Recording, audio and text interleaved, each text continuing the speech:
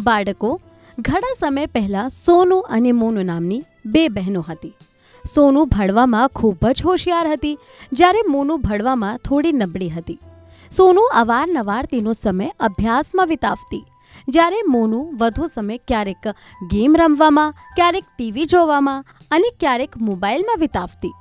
જ્યારે પણ સોનુ વારંવાર મોનુને ભણવાનું કહેતી, ત્યારે તે તેની અવગણના કરતી. સોનુએ કહ્યું, મોનુ, તું હંમેશા સ્પોર્ટ્સ પર ધ્યાન આપે છે, રમતમાં ધ્યાન આપે છે. થોડું વાંચન અને લેખન કર. મોનુએ કહ્યું, મારી ચિંતા ના કર, તારું કામ કર. મને ખબર છે કે મારે ક્યારે ભણવું છે.